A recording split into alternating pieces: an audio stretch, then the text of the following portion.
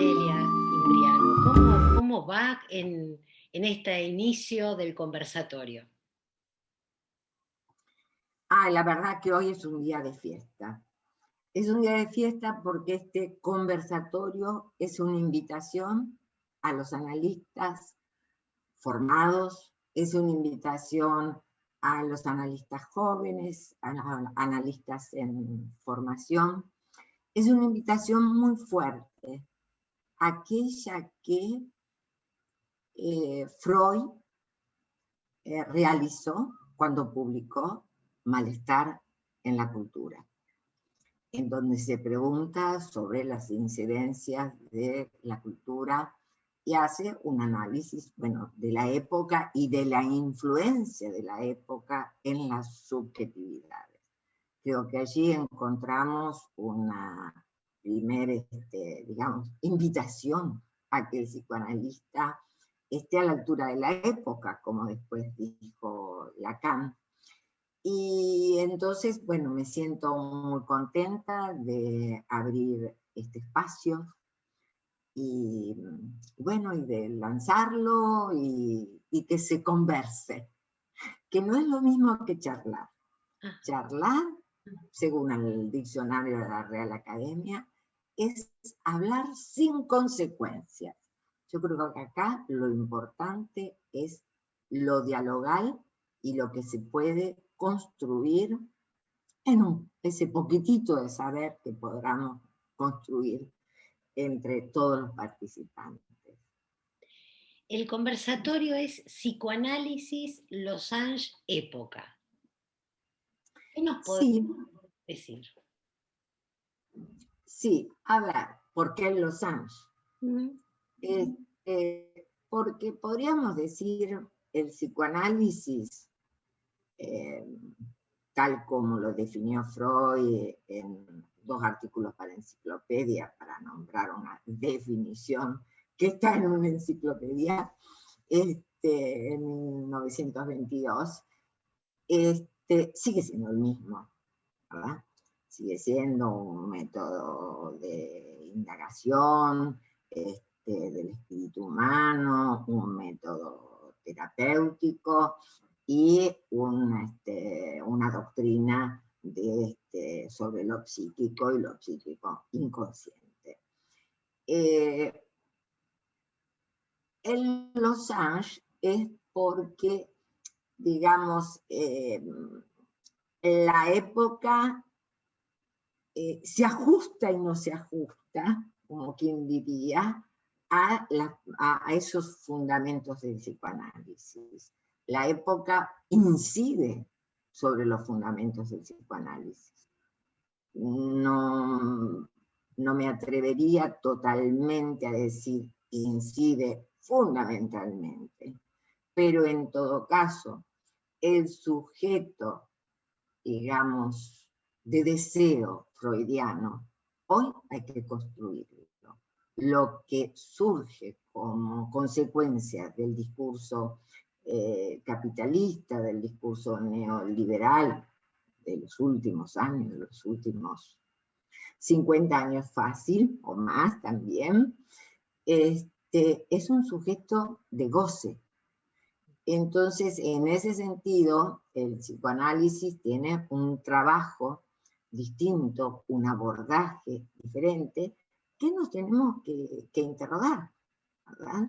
Y hay una sintomatología diferente, el estatuto, es decir, a ver, si Freud decía a su vez que amar y trabajar eran los objetivos de la cura, hoy nos interrogamos, amar y trabajar, ¿es lo mismo que allá en el inicio del siglo XX, cuando Freud lo dijo?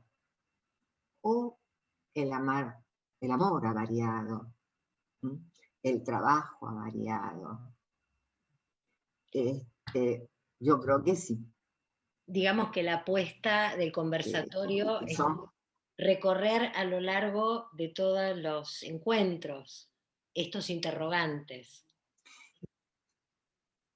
A lo largo de todos los encuentros vamos a ir recorriendo estos interrogantes que son los principales del conversatorio, dejando toda libertad a que cada participante, cada analista que ha aceptado la invitación y bueno, tendrá la donación con todos de darnos sus consideraciones. Yo le he dejado total libertad respecto del tema. Pero estos son los interrogantes. ¿Sí? Bien, el encuentro inaugural del conversatorio fue el jueves 11 de marzo con la doctora Marta Jerez Sanbertín. El primer encuentro fue con la doctora Marta Jerez Sanbertín, a quien le quiero agradecer como psicoanalista, tanto en lo personal como así en representación de todos los colegas de mi camada, posiblemente colegas más jóvenes, yo diría todos los hispanoparlantes, de México hacia abajo y también los de España, de todos los que la pueden disfrutar en español, en portugués, porque sus libros también están traducidos al portugués. Realmente tiene dos características muy importantes a sobresaltar. Por un lado, su meticulosidad en el trabajo del texto que se propone, ya sea Freud, ya sea Lacan, ya sea algún post-freudiano. Y después la generosidad. Marta lo da con amplitud, da su consideración en forma abierta, sabiendo muy bien articular clínica y teoría, teoría y clínica, que esa fue, bueno, la banda de Moebius que se construyó desde el origen del psicoanálisis. Entonces, quiero darle una gran bienvenida a Marta y mi máximo agradecimiento en nombre de todos los psicoanalistas de habla española. Recordamos entonces que Marta Jerez Sanbertín es psicoanalista, doctora en psicología y postdoctora en psicología clínica, mención psicoanálisis, secretaria ejecutiva y docente de Fundación Sigmund Freud, directora y docente de la carrera de doctorado Universidad Nacional de Tucumán, autora de libros Las voces del superyo, Imperativos del superyo, Entre deudas y culpas y sacrificios, Venganza y culpa, publicados por Letra Viva, Buenos Aires y traducidos al portugués por varias editoriales. Compiladora y autora de los 4 tomos de Culpa, Responsabilidad y Castigo en el discurso jurídico y psicoanalítico, publicado por Letra Viva.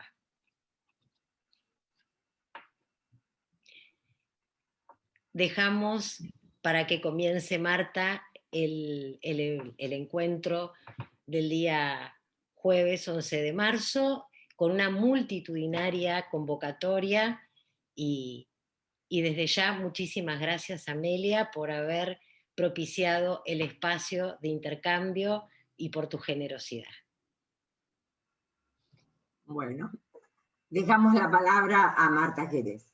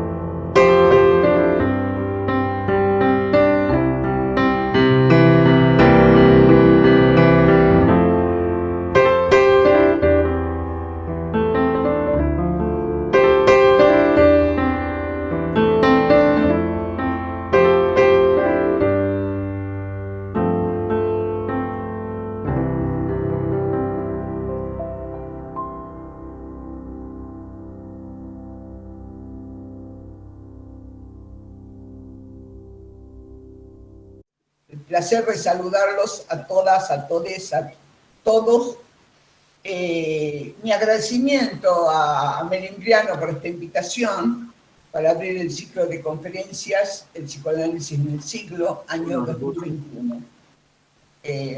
Una vez más, con los colegas compartimos nuestros saberes, nuestras dudas. El año pasado ha sido un año de mucho compartir. Este año empecé compartiendo con Gustavo Veirola, con Los Ángeles. Empecé hablando de Los Ángeles, ahora sigo hablando desde Buenos Aires. Veremos qué sigue. Esto es lo que permite la magia del enlace. Yo, como les decía hace un rato, quise hacer una reivindicación a la clínica de Sigmund Freud, a la clínica freudiana, en estos tiempos. Por eso decidí tomar la divisa Fluctuat nec mergitur, flota sin sumergirse, que Freud toma del escudo de armas de la ciudad de París, cuya foto yo tomé ahí frente a la Ópera Garnier, la última vez que estuve en París. La cita que hace Freud en contribución a la historia del movimiento psicoanalítico en el año 2014. 1914, perdón, lo hice adelantar 100 años. Quisiera hacer una introducción sobre la vigencia de Freud en la clínica. Verdaderamente han transcurrido 81 años desde que se apagara en Londres uno de los genios más inquietantes del siglo XX. Su clínica continúa vigente. ¿Nos damos cuenta de esa vigencia? A pesar de todo, es innegable, como ha dicho George Steiner, que el tono de la modernidad, las formas de la subjetividad e indagación mediante las cuales organizamos nuestras vidas son en gran medida la obra de Freud. Freud afirmó que su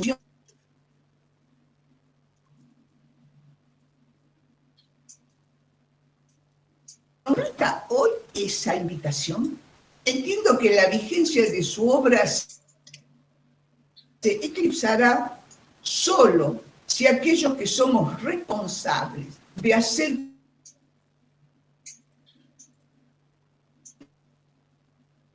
bajamos los brazos, abandonamos la nave freudiana y corremos a adorar al becerro de oro con el que nos tentan los saberes glorificadores de las píldoras mágicas o algún gurú de turno que nunca falta. Todos los días sale uno nuevo. El psicoanálisis freudiano ha sido y es uno de los bastiones contra la medicalización de la existencia, contra las concepciones que quieren reducir el hombre a un objeto y el sujeto a un consumidor, mientras se proclama obedecer a un nuevo cientificismo. Freud se propuso descubrir a su época y al porvenir las cadenas que lo aprisionan a otro saber, el del inconsciente, y propone avanzar más allá de sí, conquistar nuevos puertos en las complicadas mareas humanas, descubrir y departir sin espanto, o a pesar de él, con nuestras propias miserias, con nuestros propios fantasmas, rescatarnos de ellos. Freud negó los calmantes para sí, aún en su lecho de muerte. Negó los calmantes a sus pacientes, a sus discípulos, a sus seguidores, a sus amigos. ¿Qué diferencia con estos tiempos? Tiempo donde los calmantes, las píldoras, se ofrecen por doquier, y ya no para aplacar el sufrimiento, sino para extinguir la calidad y la claridad del pensamiento y del deseo en un mundo donde el neocapitalismo prefiere tener preformateados consumidores que no piensen, quiten sus sueños y sus fantasías, que no recurran ni a las astucias de la palabra, ni a las astucias del inconsciente, ni a las astucias del deseo. La negación del deseo tiene sus consecuencias en un individuo preformateado que el neocapitalismo controla y vigila con sus mandatos de goce. Esa negación del deseo desmiente las propuestas clínicas de Freud. Lacan afirmó que la originalidad freudiana fue el recurso a la letra y no hace sino resaltar una verdad del perogrullo que nuestro siglo y el pasado continúan sin explotar del todo, sin sacar la chispa de ello. La propuesta psicoanalítica es reconocer que el otro del lenguaje habla en el sujeto y que éste se haya habitado por una gran trama discursiva, el inconsciente, de la que no puede escapar, pero sí descifrar. Desciframientos realizados en análisis y en transferencia con un otro. Vigencia de la clínica freudiana que retorna cuando enfrentamos uno de los padecimientos de la época, en medio de esta pandemia, la pérdida del deseo en individuos devenidos semi-autómatas, a merced de una medicalización cada vez más potenciada, como potenciada la parálisis de la creatividad en esos padecimientos que hoy se llaman depresión, se llaman ataques de pánico, insomnios agigantados, pérdida de toda potencia creativa y hasta sexual. Una mayoría consumidora busca la píldora para encontrar algún reposo o alguna potencia, pero no se da cuenta que ahí donde sumamos química, como dice mi amigo Alberto Santier, restamos deseo. Donde sumamos química, restamos palabra. ¿Dónde quedó la propuesta freudiana de agitar el deseo? Es preciso dirigirnos hacia el texto de Freud que nació con el siglo XX. No voy a decir con tranvía y vino tinto como el tango, sino la ciencia de los sueños. Nació en el siglo XX.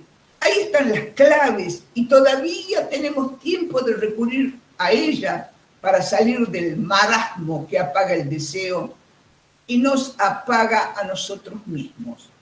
Hacia ahí me dirijo hoy en tiempos de pandemia, que es cuanto más nos hace falta. Proba con este otro link. Segundo punto que voy a hablar, sueño y deseo. Pre sine quo, súperos, aqueronta movego. Sin mover los dioses celestiales, moveré los del infierno. Le gustaba citar a Freud, a Virgilio, sí, en la Eneida. Fíjate. Voy a jugar con el fluctuar y el flectere. Fluctuar se agita versus flectere, doblega. Siempre me ha llamado poderosamente la atención el epígrafe de la interpretación de los sueños.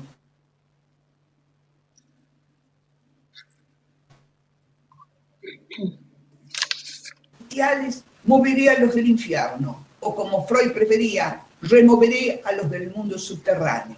Este epígrafe me insta a una asociación inmediata con el epígrafe con el cual encabecé hoy mi conferencia. Es decir, fluctuar net mergirtum, flota sin sumergirse, o se agita pero no se hunde. Estos epígrafes me permiten enlazar con la clínica freudiana de los sueños, ya que en torno a los mismos hay hoy una disputatio que no cesa. Cuando entrecruzo flectere, doblegar, vencer, con fluctuar, flota, se sacude, se agita, puede advertirse lo fundamental del descubrimiento freudiano, aquello que sin sumergirse flota, se agita del deseo inconsciente con una lógica implacable, que es preciso que nos despierte del letargo a donde quiere sumirnos el restringido campo de los cognitivos y de las medicalizaciones. Flectere, doblegar.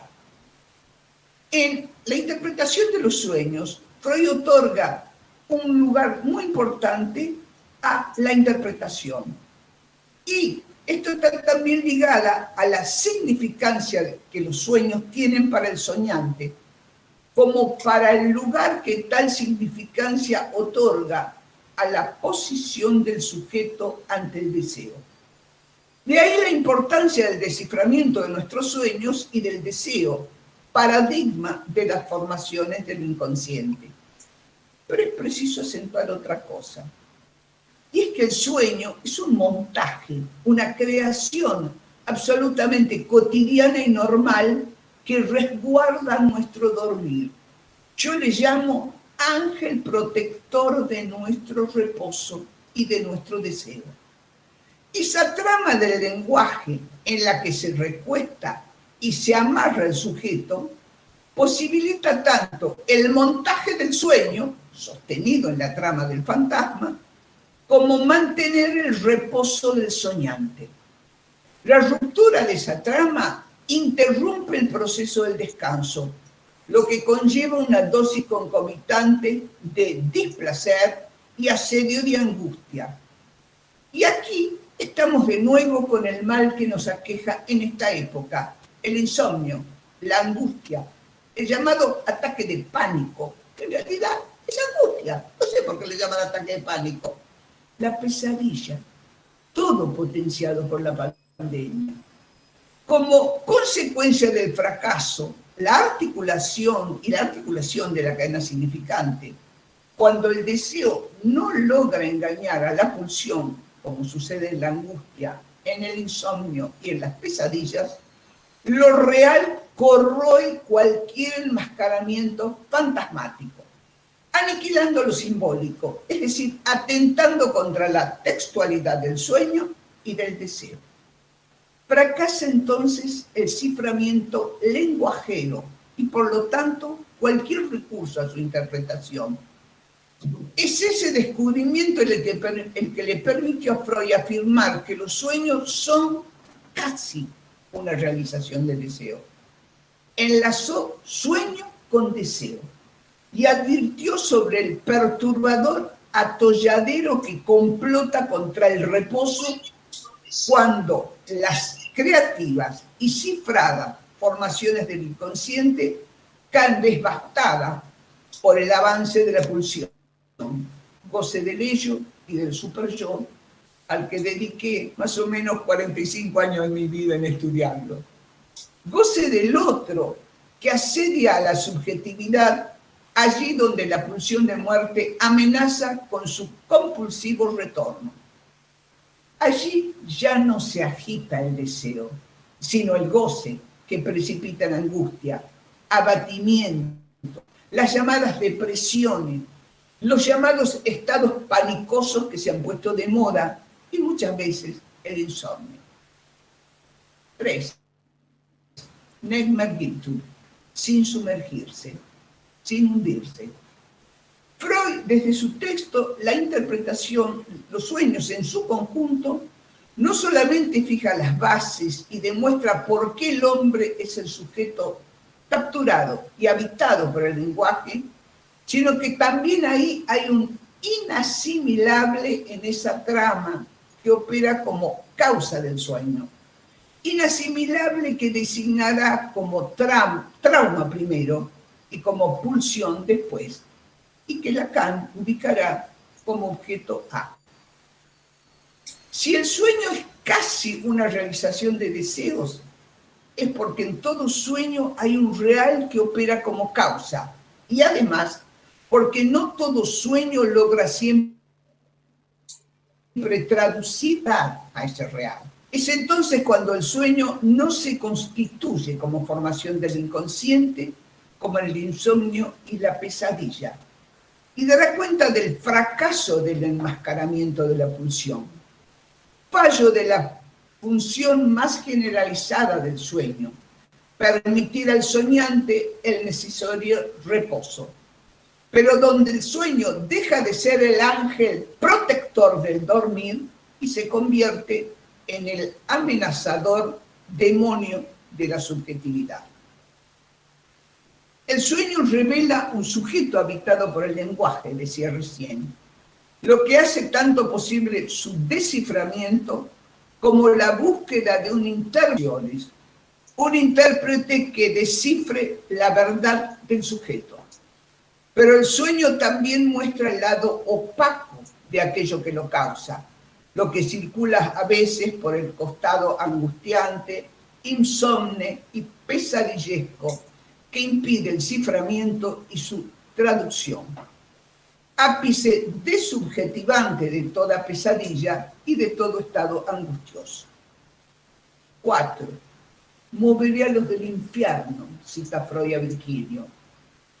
He señalado en trabajos anteriores la necesaria cautela que tiene que tener el analista ante las pesadillas. He planteado en todos mis libros que no es posible la interpretación de las pesadillas, ya que si fracasa el velado encubrimiento por las vías del deseo, ¿cómo vamos a interpretar lo que está atravesado por lo real, por ese inasimilable que causa el sueño? Bien, tenemos entonces que tener cuidado con no meternos a interpretar las pesadillas. Y si el intento de enmascarar la pulsión y el objeto A fracasa en su encadenamiento fantasmático, se presenta lo real y la angustia con su secuela. Pesadillas e insomnio con la concomitante angustia.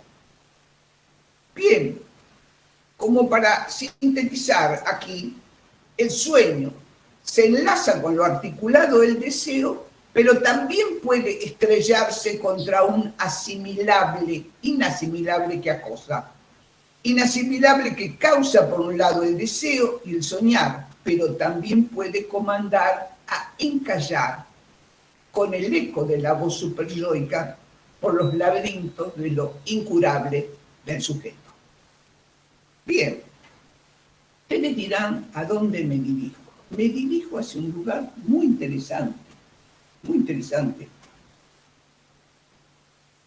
a demostrar por qué el psicoanálisis flota todavía sin sumergirse y quizás porque sirve a los dioses celestiales, ha tenido la audacia y sigue teniéndola de remover también a los del infierno y proseguir removiéndola sin fin, pero sostenido en las mallas del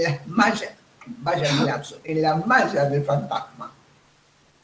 Es en lo que no puede claudicar el deseo del analista, aunque los actuales mandatos de la cultura dominante se empeñen en hacer desaparecer los trazos de la subjetividad en pos de un engañoso individuo autómata, devenido extraviado en los no lugares del mundo globalizado.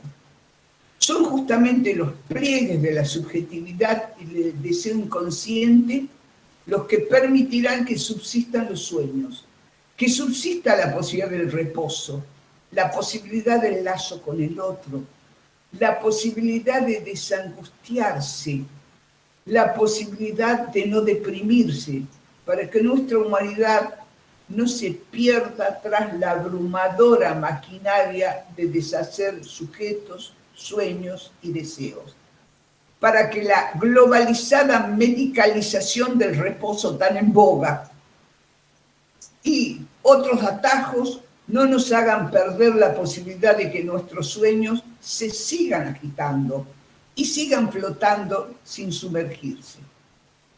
Bien, ustedes dirán, ¿hacia dónde se dirigía Marta con esto? Hacia una cosa maravillosa, para demostrar todo lo que acabo de decir de una manera un poquito rápida. Quiero recurrir a un sueño, que no es de cualquiera, un sueño de un maestro del arte que yo admiro muchísimo, que es Federico Fellini. Voy a relatarles un sueño de Fellini, que le permitió recuperar el deseo y crear un film maravilloso como el Casanova de Fellini. Tal vez los jóvenes no lo conocen, yo creo que hoy van a correr a verlo después que yo terminé la conferencia. Fellini, el gran cineasta, escribió y publicó un libro maravilloso. Si lo pueden conseguir, se los recomiendo. El libro de los sueños. Un diario donde apuntaba sus pesadillas y visiones nocturnas. En ese mundo onírico hay de todo. Bestias feroces, paisajes surrealistas y sus omnipresentes mujeres obesas que lo obsesionan.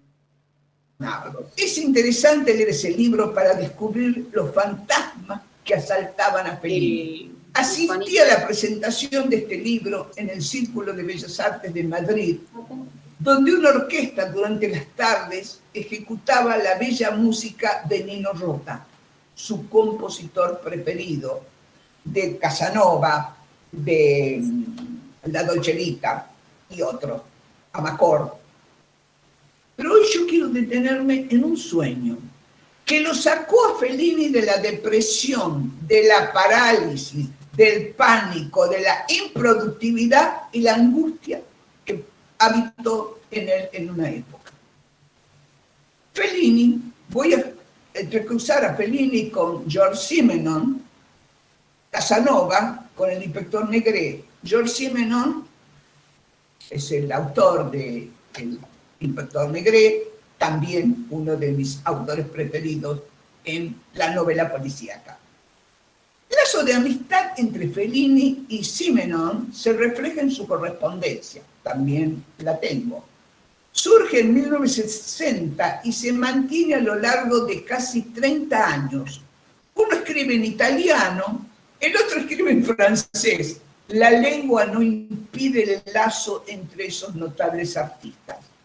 Simenon, el creador del personaje detectivesco Maigret, admira la obra de Fellini. El cineasta, a su vez, admira a Simenon desde su adolescencia, que desde su adolescencia ha leído sus novelas. El lazo se inaugura en 1960, a partir que Simenon fuera invitado a ocupar el lugar de presidente de jurado para el Festival de Cine en Cannes, donde se exhibía La Dolce Vita.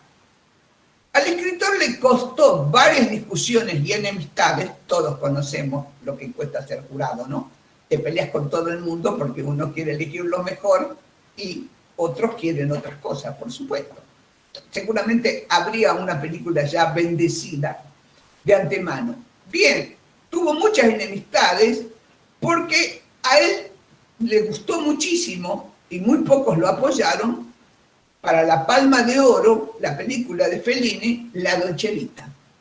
Después de muchas discusiones, finalmente se le dieron la Palma de Oro a La Dolce Vita y ha marcado un hito en la historia del cine.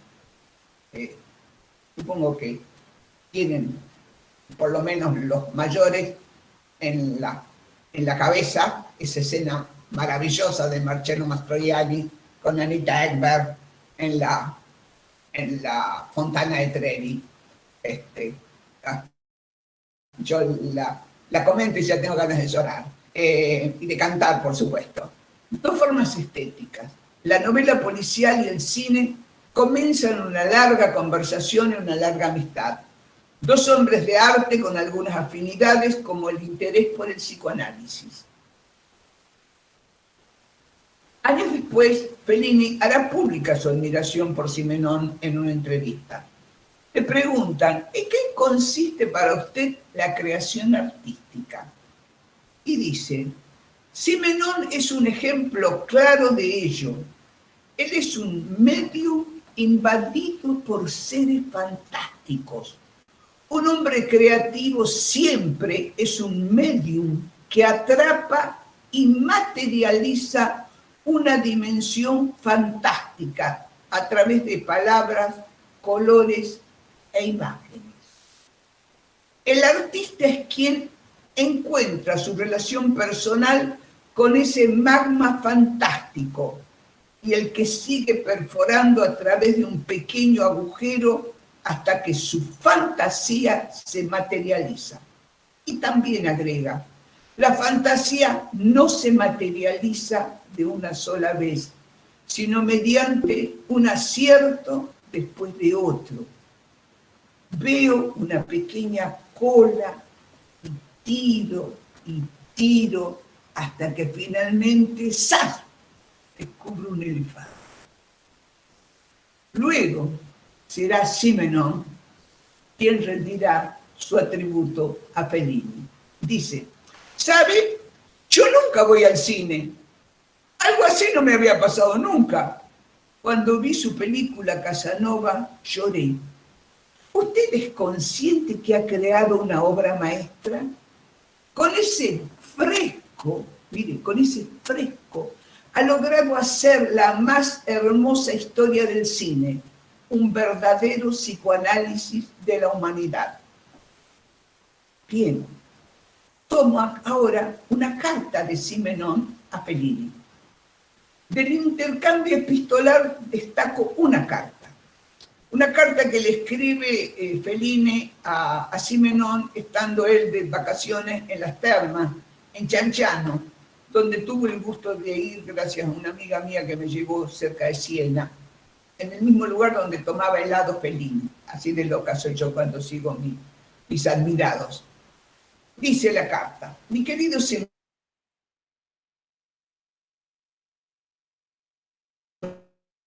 para mostrarle cuán fructífero ha sido el encuentro con su fantasía y fuerza creadora. Gran confidencia, le relataré un sueño que tuve hace 2 años antes de empezar a filmar Casanova. Estaba atravesando una etapa difícil, inactividad, falta de confianza en mí mismo, paralización, odio a la película. ¿No se sienten identificados con esto? ¿Cuántas veces nos pasó? Inactividad, falta de confianza, paralización, odio a la película, la sensación de haberme metido en un callejón sin salida, largas noches de insomnio en que se me rompía la cabeza y llegaba a las ideas más abstrusas de cómo podía anular el compromiso sin que los daños fueran demasiados. Se pregunta Fellini, ¿qué tengo yo que ver con Casanova? Nada. Además, ¿tiene sentido rodar una película en una lengua que no es la mía? Montañas de papeles escritos y luego rotos. Una violenta ira enfurecida contra todos los que intentaban animarme. Me sentía atrapado, atado, condenado a hacer una película profundamente ajena a mí, a mi fantasía, sobre una persona que no me pertenecía, que no me era simpática. En una de esas noches, dice Fellini, aquí aparece la magia de nuestro inconsciente y de nuestro psicoanálisis, soñé que me despertaba el tecleo inacabable de una máquina de escribir.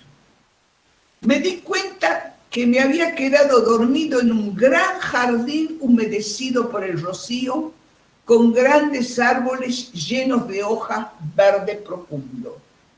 Más abajo, en medio de un claro en el que crecía el pasto, había un edificio parecido a una torre. El tecleo de la máquina de escribir venía de allí. Me acerqué y ya no se escuchaba ningún ruido. En punta de pie me asomé a una ventana y vi una habitación, blanqueada con cal como una celda, y un hombre estaba ahí. Un monje que hacía algo que yo no podía ver, porque estaba de espaldas. Estaba sentado y a su alrededor había un grupo de niñas y niños pequeños que se reían, bromeaban, tocaban sus sandalias y el cordón de su sotana. Finalmente el hombre se dio vuelta y era Simenon. En su mentón llevaba pegada una barbita blanca. Reconocí enseguida que era una barba falsa de maquillaje. Sorprendido y también un poco decepcionado, no me podía explicar hasta que oí una voz a mi lado que me decía, es falsa, seguro que es falsa. Él no es viejo, sino muy joven, mucho más joven que antes. ¿Y qué hace?, preguntaba yo en el sueño. Pinta su nueva novela. Miren qué maravilloso soñar eso. pinta su nueva novela. ¿Lo ves? Ya pintó más de la mitad. Es una hermosa de Neptuno. Luego la voz desapareció y me desperté. Casi como asociando sobre el sueño, le cuenta además a Simenón que había olvidado decirle que él pensaba que uno de los motivos de la depresión en esa etapa consistía en la desagradable conciencia que tenía de estar acercándose irremediablemente a los 60 años. Simenón tenía en ese momento 73 años. Lo que fue sorprendente para Fellini es que a la mañana siguiente de ese sueño sintió que la tensión cedía. La película parecía menos odiosa y pudo comenzar a trabajar en el rodaje. Pudo recuperar su deseo. Fellini interpreta en parte su sueño, reconociendo que sin duda algo destrabó la dificultad con la lengua inglesa y produjo un hallazgo. Si Simenón hasta podía pintar sus novelas, ¿por qué yo no iba a poder hacer una película en una lengua extranjera? El sueño promueve, rompe resistencias ante el acto creativo, deshace la consistencia de esa ajenidad con la lengua, el personaje, la época, y una apertura de la estructura pulsional se realiza. Fellini se reencuentra con su propia lengua, capaz de volver a aportar magia a su decir estético a través de sus imágenes. El dios de las profundidades del mar, Neptuno, parece invitarlo a revisar y a reconocer a Casanova como un personaje que vive en su interior. Así acata el deseo que se agita dentro de él en transferencia. Claro está con Simenón. Sin transferencia no hay posibilidad de interpretar un sueño. Simenón era preciso como transferencia con ese otro. En sí mismo, el sueño, ya sabemos, es una interpretación que el sujeto se otorga, pero resulta interesante servirnos de él en este caso, en lo que hace su función, como aquello que promueve, que da impulso a la creación. Me interesa subrayar que es un sueño, como dice Fellini, que lo despertó. Lo despertó de su deseo que estaba apagado. Sacudió la máquina fantasmática. La máquina fantasmática es la máquina de escribir. En el sueño hay un llamado al otro, a Simenón, representado en el tecleo de la máquina de escribir que lo lleva a espiar, a investigar lo infantil, como investigamos siempre lo infantil, en puntita de pie por una ventana. Es el tecleo de la máquina de escribir quien lo despierta, ya que Fellini sueña que estaba soñando. Antes del sueño, el ánimo de Fellini era un desastre. Quiero recordar sus palabras. Estaba atravesando una situación de paralización, de falta de confianza en mí mismo, con alteración del carácter, dudas, apremios, exigencias, atacando. Y como salida infructuosa de ese estado, la ira, el desagrado, la furia, la violencia. No refiere aquí a sus insomnios ni a sus pesadillas, pero sí refiere a su angustia. No nos identificamos con ese estado de Fellini. ¿Cuántas veces estuvimos así? Miles. Y Fellini, a los casi 60 años, estará aún reconociendo la potencia creadora o preguntándose si ya es tarde para ser un Casanova. Sexualidad y muerte se entrecruzan en el sueño. Para el artista, un nuevo quehacer creativo, y no cualquiera, es aquel que vuelve a poner siempre en jaque al fantasma, siempre con la idea que no vamos a poder más. Siempre, pero siempre el fantasma te manda sus mensajes. Así el sueño marca, inscribe un antes y un después en el psiquismo del sujeto Fellini y abre el surco hacia la creación. La interpretación del sueño y su elaboración le permite a Fellini salir del borramiento del deseo. Esos momentos de vacíos de idea para la creación parecieran tratarse de tiempos del sujeto donde se nos produce a todos un vacío y donde, como bien dice Fellini, el artista sigue perforando a través de un pequeño agujero hasta que su fantasía se materializa. Ve una pequeña cola y tiro hasta que finalmente ¡zas!, descubre un elefante. Para finalizar, conviene destacar que en el comienzo de la película Casanova, Fellini presenta a un Giacomo Casanova de 73 años rememorando.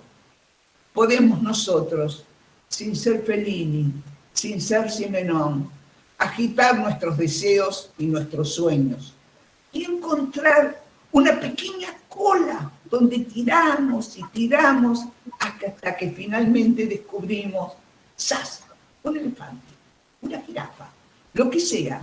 Y a nosotros mismos, creadores sin píldoras, sin angustia, ni depresiones, munidos del deseo que se agita y nos agita.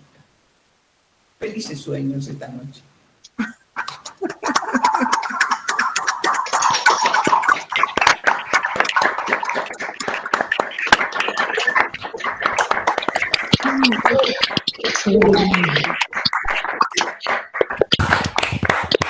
Qué lindo.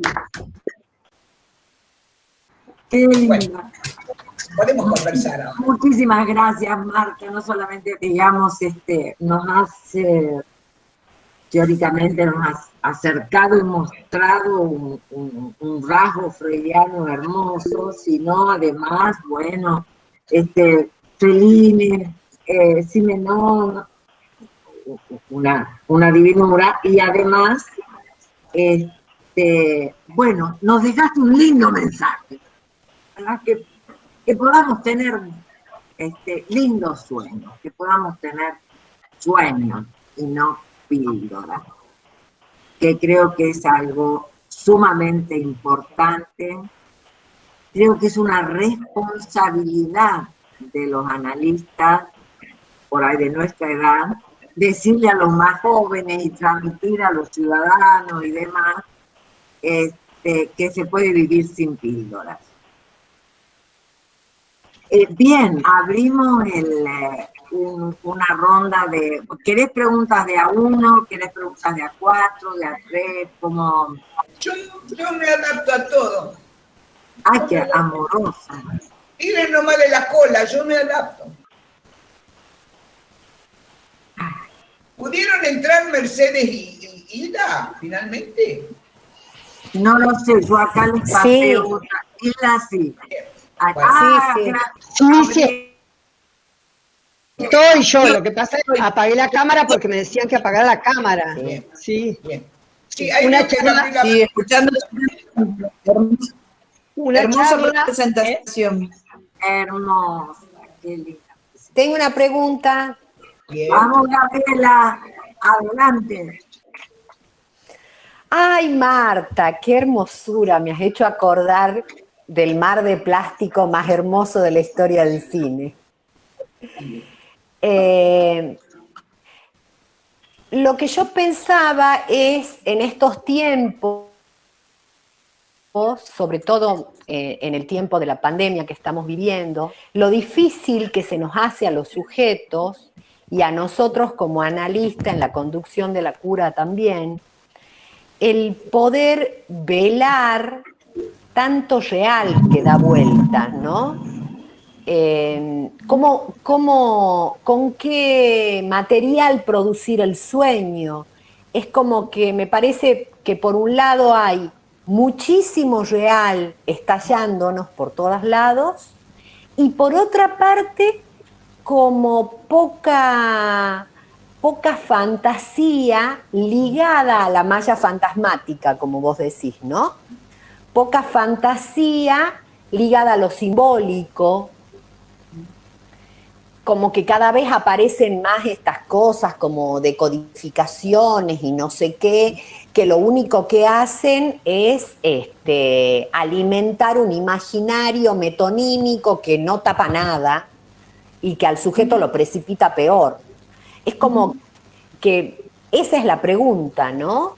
¿Qué dificultad en la clínica para poder ayudar en ese armado que permita la construcción del sueño, en ese material simbólico que permita la construcción del sueño? Marta. Yo creo que la pregunta, otra pregunta, comienza a contestar y mientras piensa. Bien. Yo me encontré con ese sueño de Fellini, que yo junto toda la obra de Fellini, soy una loca de Fellini, y ese libro de las pesadillas de Fellini me encantó. Me encontré con ese sueño al comienzo de la pandemia, me encontré nuevo con ese sueño. ¡Qué maravilla! ¡Qué maravilla pensar que un sueño, alguien que estaba paralizado, deprimido, sin salida, un sueño lo despertó. Entonces yo dije, ojalá que tenga varios sueños como Fellini que me despierten el deseo. Y me pareció interesante trabajarlo, porque justamente en todo este tiempo yo he trabajado mucho con mis pacientes, la cuestión de sus sueños, y también la dificultad de velar las pesadillas, que a todos nos han pasado en todo este tiempo. Hemos sufrido muchas pesadillas, muchos insomnios, pero que la posibilidad de velarla está ahí con la posibilidad de una transferencia, de un relato, de algo que agite y que vuelva a instalar el deseo del sujeto de cada uno con el recurso a las fantasías. Entonces me pareció importante esto, porque creo que por ahí hemos abandonado un poco la nave freudiana de agitar el deseo. Y cuán importante es, cómo un sujeto puede recuperar su capacidad de trabajo, su capacidad de amor, su capacidad de creatividad, gracias a un sueño. Es decir, que me parece que esto es muy importante que lo utilicemos más a menudo, porque si no, se apagan en el paciente. Antes de ayer, un paciente me relataba un sueño precioso y me decía, no sé por qué le digo esto, si es un sueño muy estúpido. El sueño no era estúpido, era maravilloso. Pero a él le parecía que era estúpido. Y tenía una fantasmática hermosa ese sueño, en alguien que no suele usar esa fantasmática. Y que justamente cuando lo empezamos a trabajar, se abrió un campo de posibilidades impresionante. Entonces, me parece, Gabriela, que es importante recurrir a esto, que es importante recurrir a todo este juego fantasmático que podemos escuchar de nuestros pacientes y poder jugar. A mí me gusta esa expresión de Fellini, ¿no? Tirar de la cola hasta que, creo que esto es lo que tenemos que poder hacer los analistas, tirar hasta que ¡zas! Aparece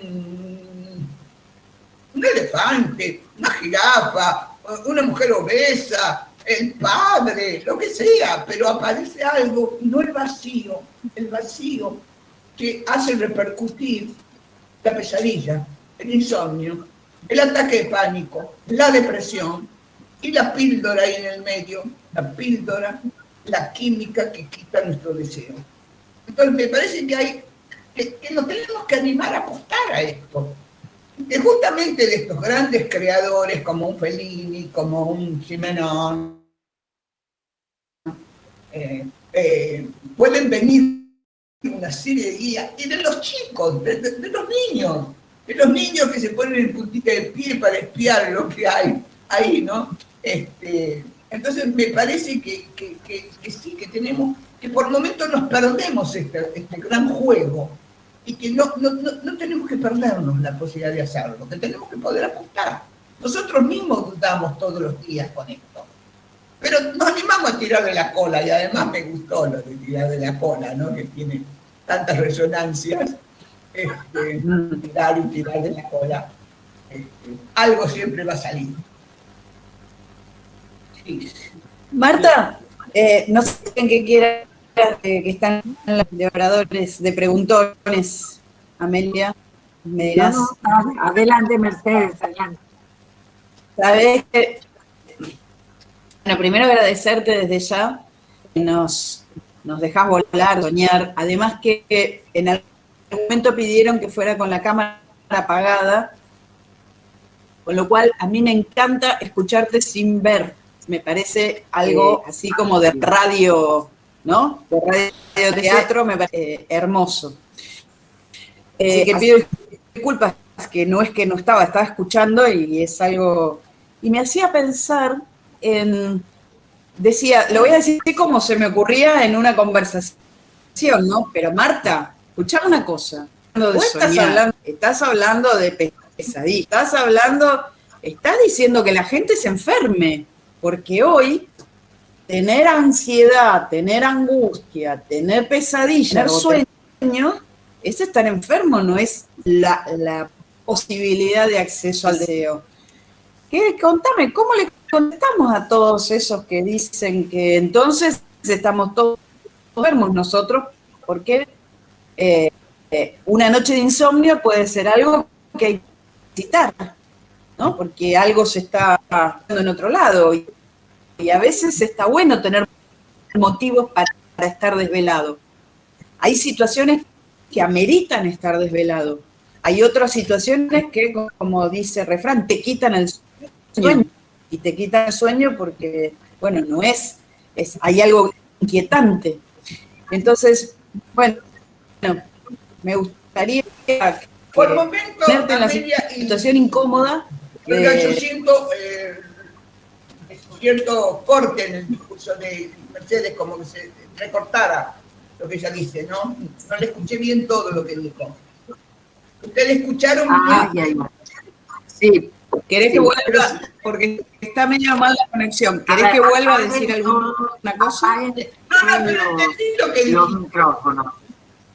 Entendí lo que dijiste. Entendí perfectamente lo que dijiste.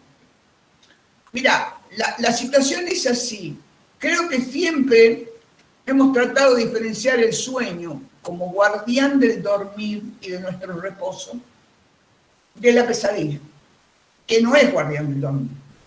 Entonces, sin duda que apostamos al sueño, porque la pesadilla puede matarnos. Es decir, un mes de pesadilla puede destruir a un sujeto. Es decir, lo importante es que el sueño, como guardián del dormir, tenga todas estas imágenes, tenga toda esta fantasmagoría, tenga ese texto que justamente la pesadilla lo corta. Entonces, ¿a dónde nos dirigimos? A que el sujeto pueda armar su trama discursiva y que pueda tener un otro que lo escuche y a quien dirigirle su trama discursiva. Sin duda, en este tiempo de pandemia la dificultad del reposo es muy grande, porque cada quien remueve su fantasma de una manera horrorosa. Entonces, la posibilidad de pintar ahí un texto es lo que posibilita, y yo los he escuchado a muchos pacientes contarme cosas duras, pero con textos, con textura de poder que le ha permitido dormir. Entonces, la diferencia es cuando alentamos la posibilidad de que se arme la textura del sueño y cuando nos quedamos mudos ante la pesadilla. Porque verdaderamente ir a interpretar una pesadilla es como ir a travesear con el real para que estalle más. Entonces, me parece que esta perlita que nos da Freud es algo que tenemos que poder tirar desde ahí para que podamos trabajar, no solamente con nuestros pacientes, con nosotros mismos, que somos depositarios, tal vez, de tantas pesadillas en el día y en la semana. Es decir, la posibilidad de este juego con el significante, que tal vez por eso digo, agitarlo al deseo sin asustarnos, pero que el deseo no se rompa. Esto sería la apuesta nuestra. Y rechazar la química en la medida de lo posible. Gracias, Marta.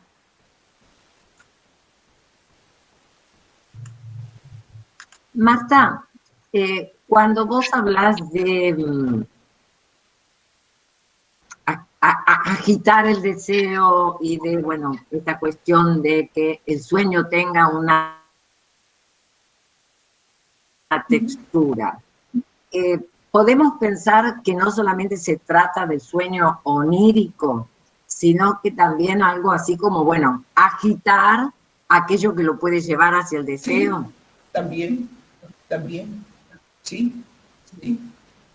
Incluso agitar nuestros sueños y nuestros fantasmas, aun cuando estemos despiertos, pero agitarlos. Es decir, que mantengamos la posibilidad de tener sueños y fantasías, que no nos cerremos a esto, porque el problema es cuando esto cae, cuando la idea es que no vamos a poder, como Fellini, no me sale nada, no me sale ninguna idea, y eso te sume en un estado de ira y de odio. El problema es que hoy toda la cosa de la píldora te dice, bueno, tome esto y cállese.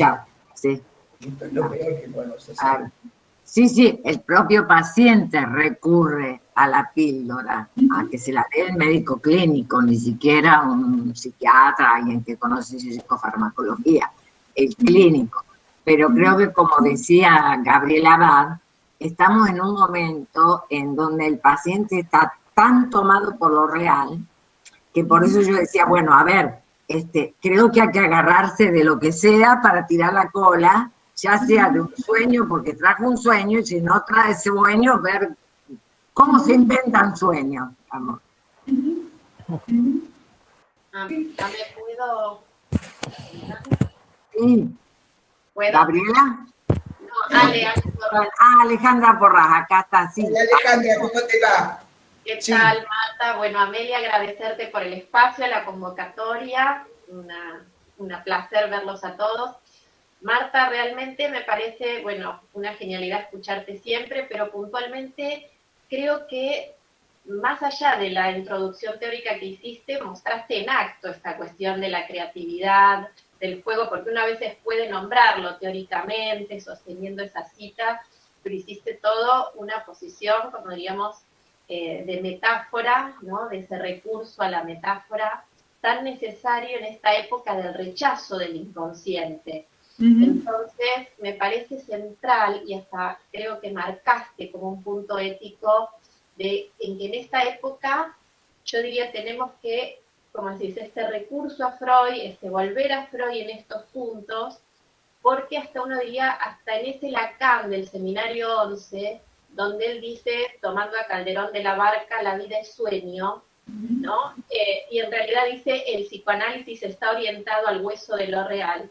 Yo creo que estamos en una época donde no tenemos que hacer, quizás, volver a la vida de sueño, ¿no? Como decir, ¿qué ética plantear de 1964 a esta clínica, ¿no? Porque ese era un Lacan del 64, no el Lacan último donde ya ve ese rechazo del inconsciente. Entonces, que me parece una ética muy interesante, digo, de tu posición, donde claramente marcás que tiene que haber una torsión de los analistas ahí en la dirección de la cura, ¿no? Así que me encantó y me dejó pensando en eso, ¿no? Te agradezco un montón. Me encantó. Gracias, Alejandra, gracias. Es así. Marta, vos tenés un trabajo muy interesante sobre la falta de metáfora y el aburrimiento. Sí. Y hoy en la clínica aparece mucho esta cuestión del aburrimiento. ¿Podrías comentar un poquito sobre esta cuestión de la falta de metáfora? Mira, yo creo que justamente la posibilidad de no abonar la fantasía, de no poder abonar el deseo, y de no abonar toda esta cuestión de la creación y del sueño y del ensueño, es lo que hace que aparezca esto que tiene un tinte de aburrimiento, pero que tiene un tinte que va contra lo real, ¿no? Que del aburrimiento a la angustia hay un trecho muy chiquito, muy chiquito. Y entonces me parece que justamente es el punto donde cuando el sujeto, cuando los adolescentes te dicen que se aburren, bueno, es porque no hay la posibilidad de lo recreativo y la posibilidad de abonar estos sueños. Pero los otros días a mí me pasó con un adolescente de 17 años. Él me dijo, sí, que yo me fui al campo a leer. Ay, sí, que me llevé 2 libros. Entonces me pregunto yo, ¿te llevaste 2 libros? ¿De quién? ¿Te llevaste los libros? Y me dice, uno de Joyce. Carajo, digo, ¿no? Los muertos. Y otro, mira, no me acuerdo en este momento, pero que yo me quedé abriendo la boca. Dije, nunca pensé que un adolescente podía leer esto. Y ese adolescente a mí me cambió toda la tarde.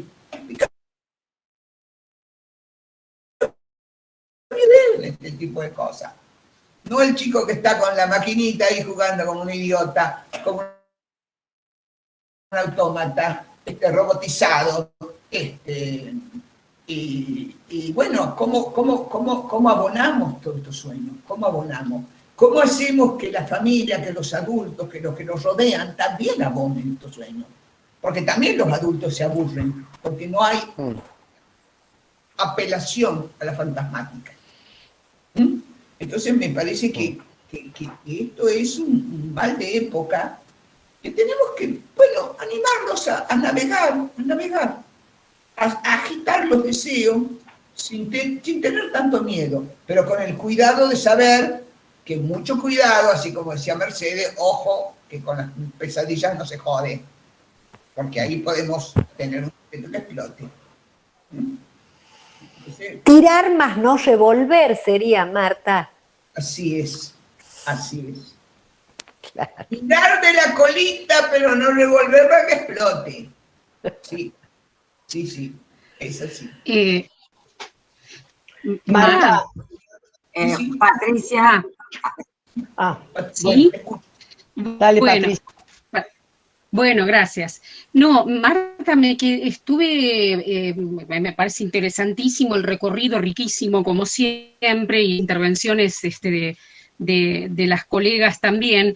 Y yo pensaba recurrentemente en algo que plantea Freud en alguna de sus conferencias, cuando él se pregunta si el sueño tiene el mismo valor cuando se sueña para el analista, y enfatiza eso, y pensaba que en medio de la pandemia, pero no solo de la pandemia, sino que, bueno, ya venimos hace bastante tiempo antes de la pandemia, incluso viviendo estos tiempos con toda esta cosa de actualidad, los analistas creo que efectivamente necesitamos recordar que nuestros analizantes pueden soñar para nosotros, y que entonces nosotros tenemos que esperar sus sueños, ofertar una demanda de sueño, ¿no? Porque en oportunidades, repasaba este rato, se escuchan y se leen, digamos, planteos desde el psicoanálisis, en donde pareciera que lo que se espera del sujeto ya no es eso, ¿no? Y creo que hay un pivote fundamental en poder esperar el paciente, el analizante, el sujeto que está ante uno, sueñe, y ahí se enlaza con esto que usted decía recién, de que también el analista pueda soñar con que justamente no estamos todos del mismo modo, y que puede haber un pibe de 17 años que lee y sueña, digamos, ¿no? Que rompe con algo de esa cosa, digamos, chata y opaca del circuito que no hace, digamos, escansión, ¿no? Eso pensaba. Sí, sí, correcto. Es que me parece que tal vez uno de los errores, tal vez del lacanismo, ha sido insistir esto de que el analista en la neutralidad no espera nada. Y hay épocas de crisis, de temblores, donde algo hay que decirle al otro que uno espera de él. Porque si vos no esperás nada, ¿cómo sostenés la trama? Entonces, a los adolescentes le tenés que decir que esperar. El otro libro que llevaba era el de Oscar Wilde. Casi me desmayo ante la computadora. Oscar Wilde y Joyce, Los Muertos. Bueno, yo lo debo haber mirado con tal cara al chico que el pibe me dijo, pero ¿a vos qué te pasa, che, Marta? ¿Por qué me mirás así? Claro, absolutamente inesperado. El chico la verdad que fue una sorpresa increíble. Yo pensaba que esos chicos ya no existían. Y me parece que tal vez sí, en épocas de mucha crisis, es importante poder transmitirle a los pacientes que uno algo espera de su producción. Que algo uno espera de su producción. Sí, lo que yo pensaba es esta cuestión de que uno algo espera de su producción, pero también hay como que acogerlos y darles el tiempo. Ah, claro. Porque pensaba en esta cuestión tan de moda de un mal lacanismo, entiendo yo, que es la sesión de 7 minutos, 8 minutos, claro. Ahí no tenés tiempo ni de la Dolce Vita, ni de la Fontana de Trevi, ni de Marcello Mastroianni. Sí. Marta, Amelia, quería agradecerte este espacio. Marta, me resultó una charla de lo más fresca, de lo más agradable, revitalizante, te diría la charla. Muchas gracias a todos los colegas por todo lo que han aportado, que me ha parecido muy bueno. Y sí, me voy con una sensación de la importancia en este momento crítico que está viviendo la humanidad del analista. O sea, ¿qué lugar ocupamos nosotros en esta sociedad? Donde creíamos que el automatismo, la tecnología, nos estaba atropellando. O sea, como que ya no son los pacientes los autómatas. También nosotros creo que estábamos rodando por ese camino. Me parece sumamente interesante porque por ahí como que esperábamos que el paciente dijera y no por ahí abrir algún camino más posibilitador o más, digamos, transitable en esta época, donde en general sabemos, estoy totalmente de acuerdo con vos, de que cualquiera recurre a la píldora. Y yo diría, hasta los analistas. Así es. O sea, como nosotros no, Hilda, porque en Mendoza tomamos buena cantidad de buen vino. Claro, nosotros no porque tomamos vinito. Tomamos buen vino mendocino. Eso. Cuando voy a Mendoza con la Hilda, nos tomamos unos buenos vinos mendocinos. Hay que volver a la rutina, Marta. Hay que volver al vinito. Ahí no vamos a la píldora. No, la gente va a creer que somos alcohólicas. No, pero no llegamos al grado de alcoholismo. Porque después seguimos trabajando. El problema es que hay adolescentes jóvenes, me hiciste acordar algo, por situaciones de consultorio, digamos, que en este momento han hecho crisis y están medicándolos. Esos mismos adolescentes después están en situaciones con compañeros donde también se alcoholizan. O sea, como que estamos viendo píldora y alcohol permanentemente, y muchos adolescentes, estoy hablando 14, 15 años, que frente a esta pandemia, encierro, familia, etcétera, han llegado a la medicación. Y medicación complicada y de psiquiatra, no solo de clínico, digamos.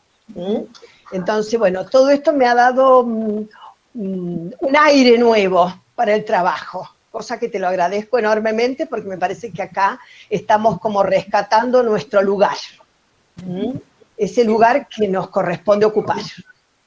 Yo quiero resaltar algo respecto de Marta. Cuando comenzó la pandemia, creo que Marta fue la primera en escribir un artículo y decir, señores, salgan a hacer. Vean cómo van a enfrentar las cosas, pero salgan a hacer. No se queden quietos, no se paralicen. Nos dio un empujón de entrada. Y bueno, hoy, al año de la pandemia, la encontramos como dándonos no solamente el ánimo, sino dándonos elementos, dándonos instrumentos que creo que son sumamente valiosos. Más allá de que les diría que vamos conociendo ciertas fórmulas que diría yo, que no están en los libros. La fórmula querés es Jonas Kaufman, Fellini, Mastroianni, Oscar Wilde. Bueno, tenemos una serie ahí como para divertirse, como para pasarla muy bien y bueno, tener sueños. Y no te olvides de las óperas. Sí, ya. Sí, las óperas. Por eso Jonas Kaufman. Sí.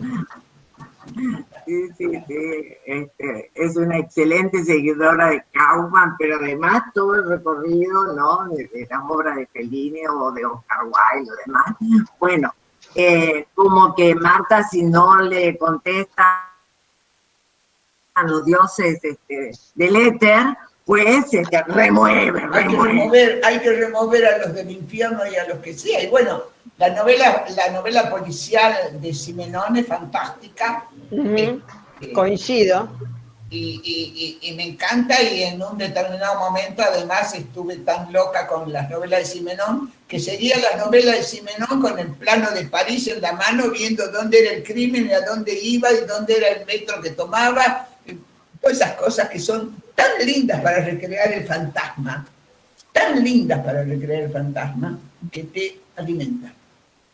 Cada uno a su manera, cada uno tiene sus elecciones de lectura, de lo que le gusta, y bueno, ahí tiene que alimentarse. Me parece que es una época que precisamos muchísimo de ese alimento. Sí. ¿Alguien quiere preguntar algo más? Una última pregunta.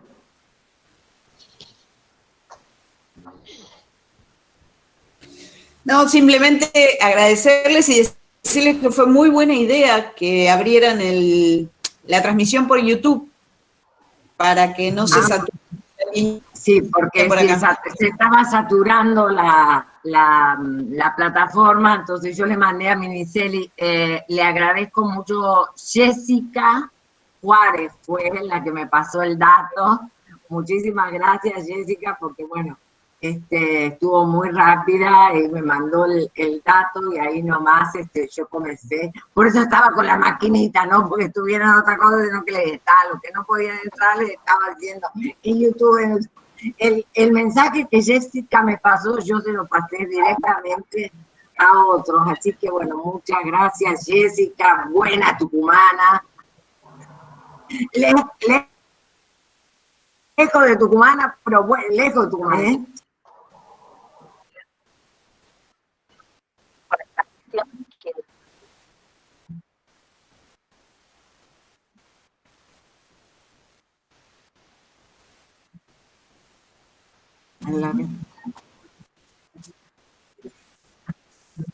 Bien.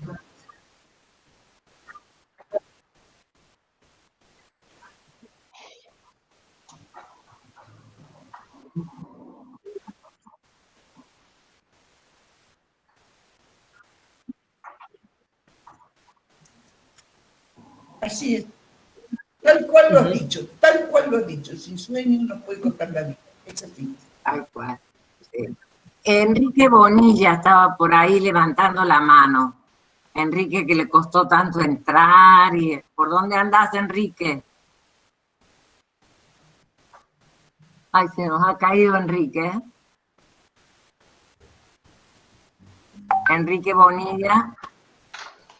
Ahí está, sí, acá está. Bien, bienvenido.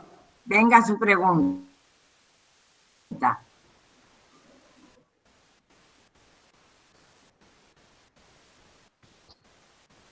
No, estás muteado, Enrique. A ver. No te escuchamos. Pero es alguien que le lea el chat. Yo no sé cómo. Si yo no me puedo acercar mucho para leerlo, así que si alguien lo puede leer al chat, está agradecida. Pero no ha escrito en el chat. Se está abriendo, porque está muy lento todo. Ahí va. Hola dice.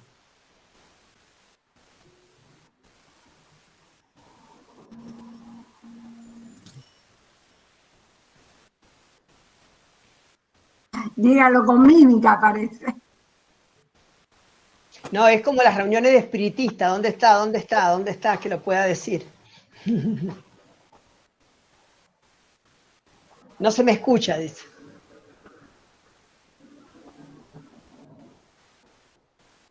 Sí, no importa. Hace la pregunta.